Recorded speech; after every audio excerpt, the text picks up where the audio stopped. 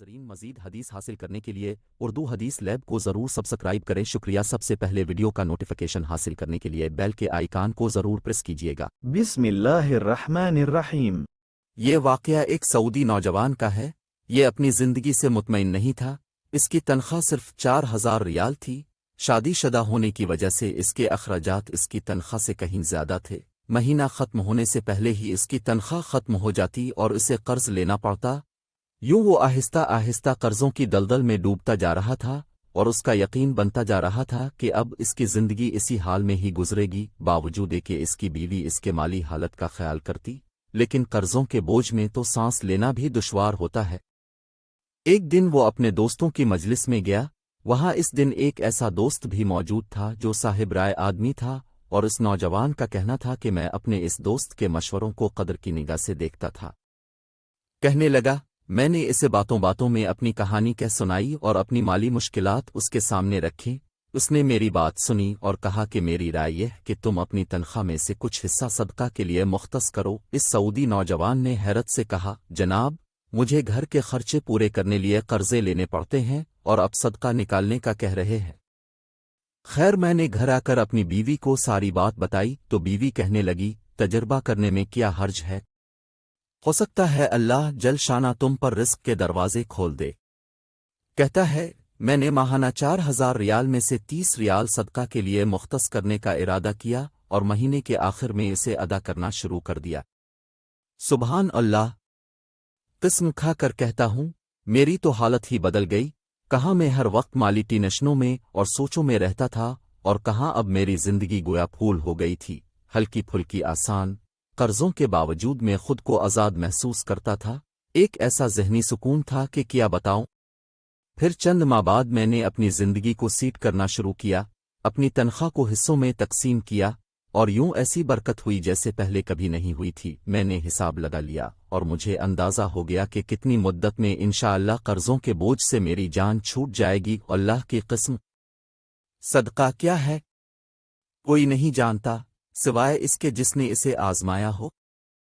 صدقہ کرو اور صبر سے چلو، اللہ کا فضل سے خیر و برکتیں اپنی آنکھوں برستے دیکھو گے۔ سوچئے، آپ اس دنیا سے چلے جائیں گے اور آپ کی وجہ سے آپ کے پیچھے کوئی صدقہ کر رہا ہوگا۔ میرے عزیز، کیا آپ کو صدقہ کے فوائد معلوم ہیں؟ سن لے، صدقہ دینے والے بھی اور جو اس کا سبب بنتے ہیں وہ بھی۔ ایک صدقہ جنت کے دروازوں میں سے ایک دروازہ ہے۔ 2 صدقہ اعمال صالحہ میں افضل عمل ہے اور سب سے افضل صدقہ کھانا کھلانا ہے۔ 3 صدقہ قیامت کے دن سایہ ہوگا اور اپنے دینے والے کو آگ سے خلاصی دلائے گا۔ 4 صدقہ اللہ کے غضب کو ٹھنڈا کرتا ہے اور قبر کی گرمی میں ٹھنڈک کا سامان ہے۔ 5 میت کے لیے بہترین ہدیہ اور سب سے زیادہ نفع بخش چیز صدقہ ہے، اور صدقہ کے ثواب کو اللہ تعالیٰ بڑھاتے رہتے ہیں۔ 6 صدقہ مصفہ ہے، نفس کی پاکی کا ذریعہ اور نیکیوں کو بڑھاتا ہے۔ 7 صدقہ قیامت کے دن صدقہ کرنے والے کے چہرے کا سرور اور تازگی کا سبب ہے۔ 8 صدقہ قیامت کی ہولناکی کے خوف سے امان ہے اور گزرے ہوئے پر افسوس نہیں ہونے دیتا۔ 9 صدقہ گناہوں کی مغفرت کا سبب اور 7 کا کفارہ ہے۔ 10 صدقہ خوشخبری ہے حسن خاتمہ کی اور فرشتوں کی دعا کا سبب ہے۔ 11 صدقہ دینے والا بہترین لوگوں میں سے ہے اور اس کا ثواب ہر اس شخص کو ملتا ہے جو اس میں کسی طور پر بھی شریک ہو۔ 12 صدقہ دینے والے سے خیر کثیر اور بڑے اجر کا وعدہ ہے۔